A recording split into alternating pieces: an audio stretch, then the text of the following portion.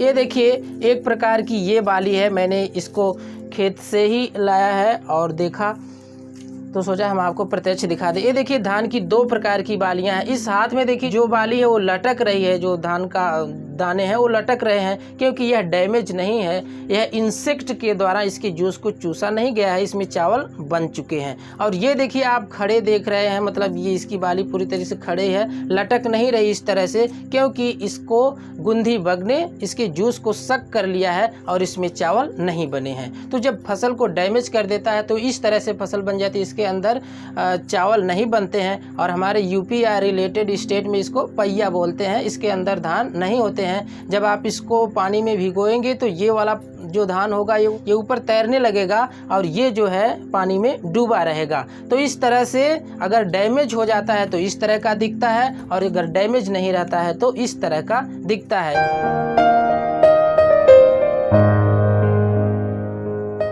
स्वागत है दोस्तों एक बार फिर से हमारे इस YouTube चैनल में। आप देख रहे हैं JS सर क्लासेस। दोस्तों आज की इस वीडियो में हम सभी पढ़ेंगे गुंधी बग क्या है। तो गुंधी बग क्या है, एग्जाम में कैसे पूछा जाता है और कैसे आप इसे आसानी से एग्जाम में लिख सकें, फिगर कैसे ड्रा कर सकें और अच्छे मार्क ले सकें, ये सारी डिटेल मैं आपको इस वीडियो के अंदर दूंगा। तो बने रहिए वीडियो के लास्ट तक और चैनल को सब्सक्राइब कर बेल आइकन प्रेस कर दीजिए ताकि नेक्स्ट वीडियो की नोटिफिकेशन भी आपको मिल जाए। तो दोस्तों गुंधी बग क्या है, गुंधी बग के दो तीन नाम है। देखिए इसका एक नाम है गुंधी बग और दूसरा नाम है राइस बग और तीसरा नाम है राइस गुंधी बग। तो गुंधी बग क्या है इसके बारे में आप डिटेल स्टडी करें, डीपली हम आपको समझाएं। इसके पहले हम इसकी एक शॉर्ट स्टोरी यानी कि इसकी एक समरी बता देते हैं जिससे आपको कॉन्फिडेंस मिल जाएगा, तो ये डिटेल समझने में आपको आसानी होगी। तो दोस्तों जो गुंधी बग है एक प्रकार का इंसेक्ट यानी कि कीट है। जिस प्रकार से आपने टिड्डी या टिड्डा ग्रीन कलर का आप फुदकते हुए देखे होंगे, परिचित हैं आप उससे, बिल्कुल उसी प्रकार से यह गुंधी बग भी है और यह भी धान के खेत में पाया जाता है और धान की फसलों पर अटैक करता है। जब धान पूरी तरह से ग्रो कर जाता है, उसमें से दाने निकलने वाले होते हैं, यानी दाने जब निकलते हैं तो धान के अंदर पहले से ही चावल नहीं होते हैं, पहले उसके अंदर मिल्की जूस होता है यानी कि दूध की तरह से जूस पाया जाता है जिससे बाद में चावल बनता है। तो जब मिल्की जूस होता है उसी समय ये गुंधी बग धान के खेत में अटैक करते हैं धान की फसलों पर और वही जो मिल्की जूस होता है जिससे चावल बनना होता है वही जूस चूस जाता है और जिससे धान के अंदर जो है चावल नहीं बनते हैं और फसल खराब हो जाती है। तो जब धान के खेत पे अटैक कर देता है तो धान की फसल पूरी तरह से डैमेज हो जाती है और जब डैमेज हो जाती है तो फिर इसके उपाय क्या, यानी डैमेज होने से पहले ही ऐसा कौन सा उपाय कर दिया जाए जिससे ये फसल पर अटैक ना करे। यानी कुल मिला कर आप ये कहिए कि कैसे गुंधी बग को किल कर दिया जाए यानी खेत से हटा दिया जाए। यही सारी डिटेल आपको इस वीडियो के अंदर पढ़ना है और एग्जाम में भी यही पूछा है, बार बार एग्जाम में पूछा गया। देखिए 2016 में भी ये क्वेश्चन आया हुआ है। यहाँ पर देखिए क्वेश्चन नंबर 7 है, लिखा है describe life cycle damage and control of gundhi bug, यानी हिंदी में होगा धान कीट का जीवन चक्र, उससे होने वाले नुकसान एवं उसकी रोकथाम का वर्णन कीजिए।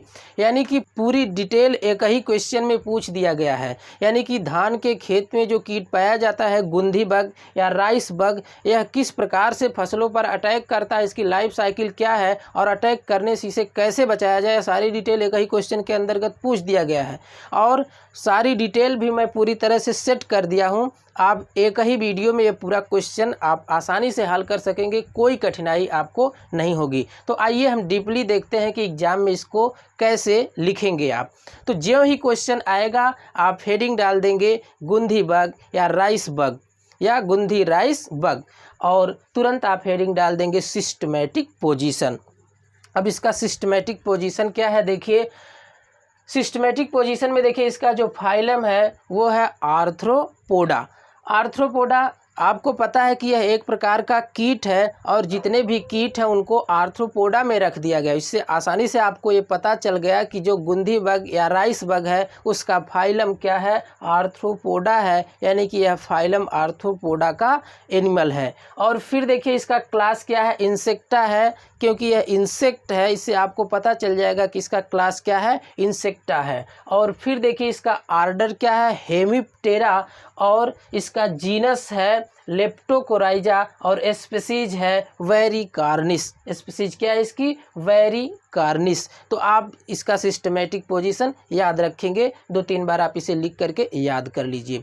जब आप सिस्टमेटिक पोजीशन लिख लेंगे तो तुरंत एग्जाम में आप हेडिंग डाल देंगे हैबिट एंड हैबिटेट। जैसा कि यह सामान्य सा है, इसके पहले आप कई एनिमल में भी इस हेडिंग का अरेंजमेंट आपने देखा था, systematic position, habit and habitat, structure. तो बिल्कुल इसी प्रकार से जब सिस्टमेटिक पोजीशन लिख लेंगे तो आप हेडिंग डाल देंगे हैबिट एंड हैबिटेट। अब देखिए इसका हैबिट एंड हैबिटेट का मतलब इसका वास स्थान और स्वभाव क्या है, यानी इसका स्वभाव क्या है और वास स्थान कहाँ ये पाया जाता है। देखिए कितना आसान है।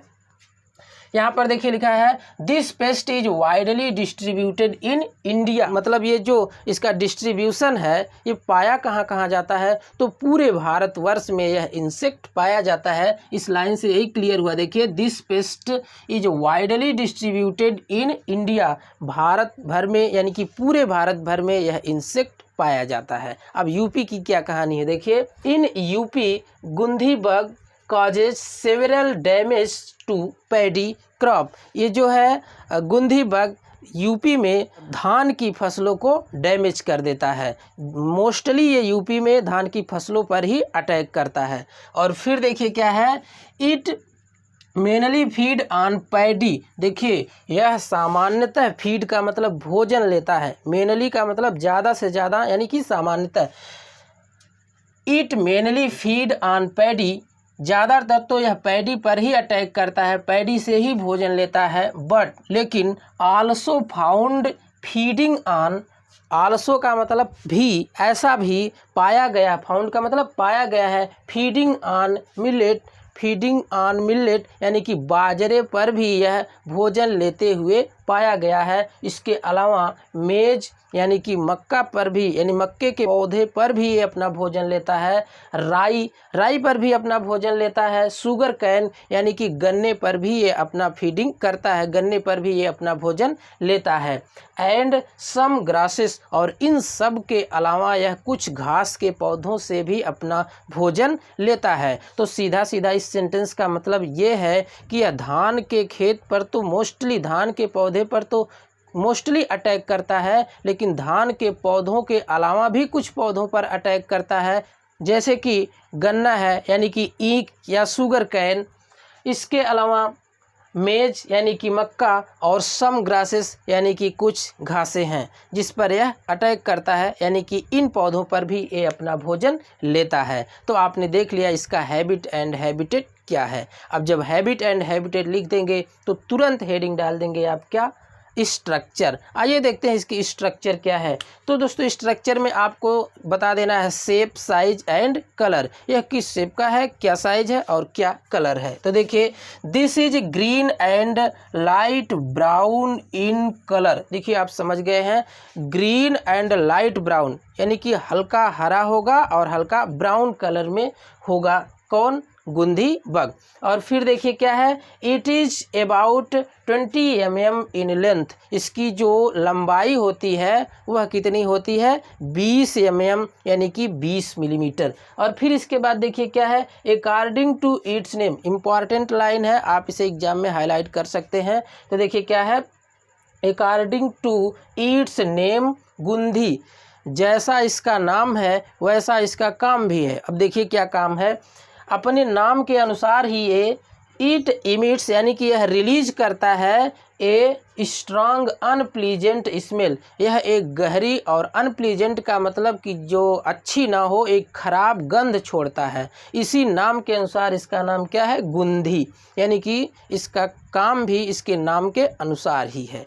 फिर देखिए क्या है, इट हैज़ लॉन्ग लेग, इसके पास लंबे पैर होते हैं जैसा कि इंसेक्ट में होता ही है। Long leg, 4 jointed antennae. देखिए 4 जॉइंटेड एंटीनी, ए वाला पोर्शन जो दिख रहा है ए एंटीनी है यानी कि श्रृंगिका, इसको क्या बोलते हैं, एंटीनी। ये 4 जॉइंटेड यानी 4 जगह से जुड़ी होती है। फिर देखिए एंड 3 जॉइंटेड टर्सी, थ्री जॉइंटेड टर्सी, यानी कि इसके जो लेग होते हैं उसका जो आखिरी पोर्शन होता है थ्री जॉइंटेड, यानी कि जो ए वाला पोर्शन देखिए ये टर्सी है, थ्री जॉइंटेड है, इसको क्या बोलते हैं टर्सी। तो यह जो है फोर जॉइंटेड एंटीनी भी इसके पास है और थ्री जॉइंटेड टर्सी है। फिर देखिए क्या है, they are very active in morning and evening hours, यानी कि मॉर्निंग और इवनिंग के समय यह पूरी तरह से एक्टिव होता है, यानी कि सुबह और शाम ज़्यादा आप इसे फुदकते हुए देखेंगे इस धान के पौधे से उस धान पर, ऐसा आप देख सकते हैं। फिर इसके बाद देखिए क्या है, the abdomen of the female is the abdomen of the female is slightly swollen at the apex. ध्यान दीजिए, यह फीमेल की पहचान के लिए बताया गया है कि मेल और फीमेल आप पहचान सकते हैं। जो मेल होते हैं वो पूरी तरह से एक लेवल में होते हैं, उनकी पूरी बॉडी एक लेवल में होती है। जैसे कि अगर आप देखें इधर अगर मेल है तो देखिए इस तरह से इसकी बॉडी लेवल में रहेगी, यानी कि अगर आप इधर माउथ मानिए इधर टेल मानिए तो इस तरह से इसकी बॉडी एक लेवल में। लेकिन अगर फीमेल होगी तो यह एब्डोमेन पोर्शन पर इस तरह से इधर देखिए माउथ और एब्डोमेन पोर्शन की तरफ थोड़ा सा स्वेल रहेगा, यानी कि पेट वाले रीजन में थोड़ा सा फूला रहेगा, किसके फीमेल के। तो ये रही इसकी क्या स्ट्रक्चर, यानी कि इसकी संरचना क्या होती है। तो क्या संरचना है आपने इसको देख लिया। अब जब संरचना खत्म हो जाएगी तो तुरंत आप हेडिंग डाल देंगे लाइफ साइकिल। अब इसकी लाइफ साइकिल क्या है, यानी जीवन चक्र क्या है, ये देखिए। तो यहाँ पर देखिए ये इसका एग दिख रहा है और ये निम्फ है, यानी जब एग हैच करता है तो निम्फ बनता है। और निम्फ जो है, निम्फ एक प्रकार का क्या है लार्वल कंडीशन है। तो एग हैच करके निम्फ बनता है और निम्फ से फिर एडल्ट बन जाता है। एडल्ट का मतलब वयस्क बन जाता है। और फिर इसमें आप लिखेंगे कैसे, ये देखिए, it breed through out the year, यानी कि इसका कोई भी ब्रीड करने का, यानी कि अंडे देने का, ब्रीडिंग करने का इसका कोई समय या कोई सीजन नहीं है, पूरे साल भर यह ब्रीडिंग करता रहता है। फिर देखिए क्या है, the adult female lays about 22 to 30 eggs in rows. देखिए जो फीमेल होती है वह 24 से 30 अंडे देती है, यानी कि 24 to 30 एग्स इन रोज। और जो एग देती है एक लाइन से देती है, जैसा कि आप यहाँ पर देख रहे हैं, ऐसे ऐसे आप जो देख रहे हैं तो ऐसे एक लाइन से यह एग लेइंग करती है। और फिर देखिए आगे क्या है, on the leaves. On the leaves का मतलब पत्ती पर। फिर क्या है, ईच रोज में हैव 6 to 20 एग्स, यानी कि जो एक लाइन में, ईच रोज का मतलब प्रत्येक लाइन में 6 से 20 अंडे पाए जाते हैं। जो ये एग लेइंग करती है तो एक लाइन में 6 से लेकर के 20 अंडे देती है और टोटल जो है 24 से 30 अंडे देती है। फिर देखिए क्या है, the eggs are black oval flattened. अब देखिए एग का शेप साइज बताया गया है, कलर बताया गया है। तो जो एग्स है वो ब्लैक होता है, यानी कि ब्लैक कलर का, काले रंग का होता है। ओवल, ओवल का मतलब अंडाकार होता है और फ्लैटेंड का मतलब थोड़ा सा चपटा होता है। और इसके बाद देखिए क्या है, these eggs are fixed on leaves by gummy matter. जो इसके अंडे होते हैं वो पत्ती पर फिक्स होते हैं, यानी कि उसी पत्ती पर सटे होते हैं। क्यों सटे होते हैं, गेमी मैटर यानी गम जैसा मैटर, यानी चिपचिपे पदार्थ से। वो चिपचिपे पदार्थ इस इंसेक्ट के द्वारा ही छोड़े जाते हैं। जैसे देखिए यहाँ पर लिखा गया है गेमी मैटर सिक्रेटेड बाय देम, यानी कि इन्हीं के द्वारा वो गेमी मैटर छोड़ा गया रहता है। फिर देखिए क्या है, it is about 1 mm in length. इसका जो एग होता है वह 1 mm लंबाई का होता है। After 6 to 7 days of laying the egg hatch into nymph. 6 से 7 दिन बाद, जिस दिन एग लेइंग करती है फीमेल उसके 6 से 7 दिन बाद यह एग हैच कर जाता है, यानी कि फूट जाता है। और फूटने के बाद उसमें से एडल्ट नहीं क्या निकलता है, निम्फ निकलता है, यानी कि एक लार्वल कंडीशन बनती है एग हैच करने के बाद। तो कितने दिन में इसका अंडा फूटता है, 6 से 7 दिन के अंदर में। फिर the nymphs are pale green long and devoid of wings. इसका जो निम्फ होता है वो देखिए कैसा होता है, पेल ग्रीन का मतलब हल्के हरे रंग का होता है, लॉन्ग लंबा होता है, डिवाइड ऑफ विंग्स यानी इसके पास पंख नहीं होते हैं। जैसे एडल्ट है एक पौधे से दूसरे पौधे पर उड़ता है, उस तरह से निम्फ उड़ नहीं सकते हैं क्योंकि इसके पास पंख नहीं होते हैं और ये हल्के हरे कलर के होते हैं। आगे है within 15 to 18 days nymph grow to become adult, और 15 से 18 दिन के अंदर ही ये निम्फ ग्रो करके एडल्ट में चेंज हो जाते हैं। तो आपने देखा कि 6 से 7 दिन में एग हैच करके निम्फ बनता है और फिर 15 से 18 दिन के अंदर यह जो है निम्फ डेवलप करके क्या बन जाता है, एडल्ट बन जाता है और एक पौधे से दूसरे पौधे पर फुदकने लगता है। इतना आपने देख लिया। अभी लाइफ साइकिल का कुछ पार्ट बाकी है, तो अभी हम इसके बाद आपको बताने वाले हैं, तो वीडियो में बने रहिए। इसका एक स्क्रीनशॉट लीजिए, फिर हम आपको बता रहे हैं। तो दोस्तों अभी अभी आपने देखा कि 15 से 18 दिन के अंदर में निम्फ से क्या बन जाते हैं, एडल्ट बन जाते हैं। अब आइए आगे कुछ और कॉमन बातें हैं जो कि लाइफ साइकिल में ही आपको लिखना होता है। वो कौन सी बातें हैं, इधर देखिए। तो देखिए यहाँ पर लिखा गया है the life span of adult bug is 33 to 35 days, यानी कि जो एडल्ट बग की लाइफ साइकिल होती है वह 33 से 35 दिन में कंप्लीट होती है। यानी कि जो इसका लाइफ स्पेन का मतलब इसका जीवन काल, तो इसका जो जीवन काल होता है वह ज़्यादा दिन का नहीं, 33 से 35 दिन अर्थात 1 महीने से थोड़ा ज़्यादा होता है। आगे देखिए क्या है, the nymph and adult are found clustering on paddy crop, यानी कि जो निम्फ हैं चाहे एडल्ट हैं ये दोनों धान के फसल पर क्लस्टर में पाए जाते हैं, यानी कि अकेले अकेले नहीं, एक जगह पर कई कीट आपको मिल जाएंगे। इसके बाद फिर है 5 generation recorded in paddy growing season, एक बार धान की फसल लगाई गई और धान की फसल पकने तक इसकी 5 जनरेशन पूरी हो जाती है। यानी कि एग लेइंग से लेकर और एडल्ट बनने तक की प्रक्रिया 5 बार हो जाती है इस इंसेक्ट में। कितने दिन में, जब धान लगाया जाता है और फिर जब धान को हार्वेस्ट कर लिया जाता है, यानी कि धान के पकने तक इसकी 5 पीढ़ी चल चुकी होती है। आगे फिर है the whole life cycle completed in 4 to 5 weeks, इसकी जो एक लाइफ साइकिल होती है 4 से 5 सप्ताह में पूरी हो जाती है, जैसा कि अभी आपने देखा भी ऊपर।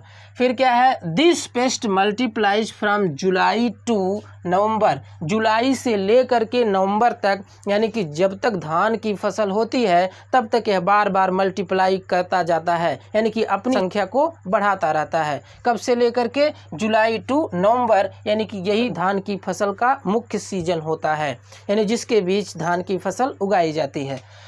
आगे फिर क्या है, हैबरनेट्स फ्रॉम दिसंबर टू फरवरी, हैबरनेट्स का मतलब होता है शीत निद्रा। आपको पता है कि दिसंबर से लेकर के फरवरी तक कड़ाके की ठंडी पड़ती है, नवंबर में भी कुछ कुछ पड़ती है, लेकिन दिसंबर से लेकर के जनवरी फरवरी ये 2-3 महीने तेज़ की ठंडी होती है। उस समय यह मल्टीप्लाइज न करके शीत निद्रा में चला जाता है, यानी कि ठंडी की वजह से किसी पत्ती वगैरह पर चिपका रहेगा और उसी पर पड़ा रहेगा। फिर क्या है, and feed on grasses from March to June, feed on grasses from March to June, यानी कि मार्च से लेकर के मार्च अप्रैल मई जून ये 4 महीने यह घासों पर रहता है, यानी ग्रासेस पर रहता है, क्योंकि उस समय धान की फसल नहीं होती है।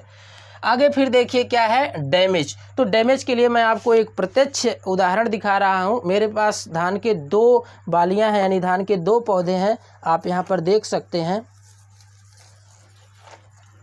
ये देखिए एक प्रकार की ये बाली है, मैंने इसको खेत से ही लाया है और देखा तो सोचा हम आपको प्रत्यक्ष दिखा दें। ये देखिए धान की 2 प्रकार की बालियां हैं। इस हाथ में देखिए जो बाली है वो लटक रही है, जो धान का दाने हैं वो लटक रहे हैं, क्योंकि यह डैमेज नहीं है, यह इंसेक्ट के द्वारा इसके जूस को चूसा नहीं गया है, इसमें चावल बन चुके हैं। और ये देखिए आप खड़े देख रहे हैं, मतलब ये इसकी बाली पूरी तरह से खड़े है, लटक नहीं रही इस तरह से, क्योंकि इसको गुंधी बग ने इसके जूस को सक कर लिया है और इसमें चावल नहीं बने हैं। तो जब फसल को डैमेज कर देता है तो इस तरह से फसल बन जाती है, इसके अंदर चावल नहीं बनते हैं। और हमारे यूपी या रिलेटेड स्टेट में इसको पहिया बोलते हैं, इसके अंदर धान नहीं होते हैं। जब आप इसको पानी में भिगोएंगे तो ये वाला जो धान होगा ये ऊपर तैरने लगेगा और ये जो है पानी में डूबा रहेगा। तो इस तरह से अगर डैमेज हो जाता है तो इस तरह का दिखता है, और अगर डैमेज नहीं रहता है तो इस तरह का दिखता है। यह है इसका डैमेज।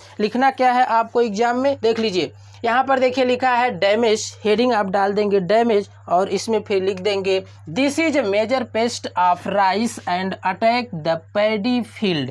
यह मेजर पेस्ट है, यानी कि एक मुख्य पेस्ट है, मेजॉरिटी में पाया जाता है। किस पर? राइस पर, यानी राइस पर अटैक करता है। पैडी फील्ड का मतलब धान के खेत में। At the milky stage, milky stage जैसा कि मैंने अभी अभी बताया था कि जब धान ग्रो कर जाता है उसमें से दाने निकलने वाले होते हैं, तो जब दाने निकलते हैं तो उसी समय उसमें चावल नहीं होते हैं, बल्कि चावल जिससे बनता है वही जूस पाया जाता है, मिल्की जूस।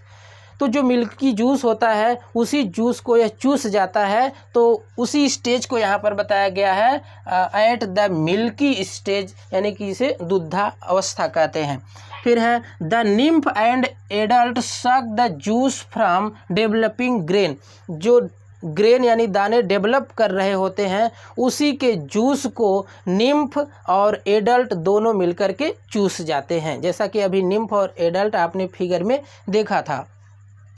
ये जब डैमेज वाली हेडिंग समाप्त होगी तो फिर आप हेडिंग डाल देंगे prevention and control. Prevention and control का मतलब ये होता है कि ऐसा कौन सा उपाय किया जाए कि जिससे जो धान की फसल हो वह गुंधी बग से बच जाए। यानी कुल मिला कर आपको इसमें यही लिखना होता है कि गुंधी बग को नष्ट कर दिया जाए। नष्ट कैसे कैसे किया जाए वो देखिए। पहला क्या है, the irrigating field the crude oil should be spread which form thin film that killing the nymph and adult. इस लाइन का मतलब ये है कि जब धान के खेत की सिंचाई किया जाए, यानी कि उसमें धान की फसल हो या ना हो, फसल होने के पहले ही उस जब धान के खेत को जिसमें धान लगाना है उसको सिंचाई कर दिया जाए, यानी कि उसमें पानी भर दिया जाए, और पानी भरने के बाद उस पर क्रूड ऑयल यानी कि कच्चा तेल छिड़क दिया जाए, कच्चे तेल का स्प्रे कर दिया जाए। जैसे मिट्टी का तेल भी आप उसमें छिड़क सकते हैं, जिससे क्या होता है कि पानी के ऊपर मिट्टी के तेल की एक परत बन जाती है, और ऐसी दशा में उसके जो निम्फ वगैरह होते हैं मिट्टी पर या फिर आसपास के खेतों से आ जाते हैं, वो शोषण न कर पाने की वजह से किल कर जाते हैं, मर जाते हैं। तो यह भी एक उपाय है कि धान के खेत में पानी भर, फसल होने पर भी ये आप काम कर सकते हैं। धान के खेत में पानी भर दीजिए और पानी भरने के बाद उसमें क्रूड ऑयल यानी कि कच्चे तेल का छिड़काव कर दीजिए, जिससे पानी के ऊपर एक परत बन जाएगी और वो इंसेक्ट रेस्पायरेशन न कर पाने की वजह से किल कर जाएंगे। यह भी एक बहुत अच्छा उपाय है। इससे भी अच्छा उपाय क्या है, देखिए ये इंटरेस्टेड उपाय है। क्या है, the paste should be attracted by light trap and destroy. आपको पता है कि जितने भी इंसेक्ट होते हैं वो लाइट सेंसिटिव होते हैं और वह लाइट की तरफ जाते हैं। तो रात के समय में खेत में आप बल्ब जला दीजिए, 2-4 बल्ब जला दीजिए, और उसके पास ये कीट इकट्ठे हो जाएंगे, उसकी तरफ अट्रैक्ट हो जाएंगे, और अट्रैक्ट होने के बाद उन्हें आप पकड़ करके मार दीजिए, यानी कि किल कर दीजिए। तो यह जो है दूसरा उपाय था, बहुत इंटरेस्टेड है, ऐसा करने में आपको मज़ा भी आ सकता है। और देखिए तीसरा क्या है, wild grasses should be removed from the paddy growing area. जहाँ पर धान के ग्रो करने की एरिया है वहाँ से जंगली घास को नष्ट कर देना चाहिए। जैसा कि अभी आपने देखा था कि यह feed on grasses from March to June, मार्च से लेकर के जून तक यह घास पर ही अपना भोजन लेता है। जब घास नहीं रहेगी तो उसी मार्च और जून के बीच में ही यह किल कर जाएगा। तो यह भी एक उपाय है कि धान ग्रोविंग एरिया के आसपास जो जंगली घासें हैं जिनका कोई काम नहीं है उन्हें नष्ट कर देना चाहिए। नेक्स्ट है 0.25% BHC dust should be spread before flowering. जिस समय फ्लावरिंग होने वाली रहती है धान में, यानी धान के दाने निकलने वाले होते हैं, उसी समय आपको 0.25% BHC का स्प्रे कर देना चाहिए, जिससे उस पे पाए जाने वाले निम्फ या फिर एडल्ट या फिर उसके एग्स ये सभी नष्ट हो सकते हैं और फिर आराम से धान की फसल ग्रो कर सकेगी। तो दोस्तों बहुत ही आसान था और मैंने बहुत अच्छे से आपको बताया। मुझे आशा है कि आपको पूरी तरह से इसकी लाइफ साइकिल या अनदर जो भी पॉइंट है आप समझ गए होंगे। मिलते हैं फिर एक नेक्स्ट वीडियो में। पूरा वीडियो देखने के लिए, लाइक व शेयर करने के लिए बहुत बहुत धन्यवाद। Thank you very much. Bye.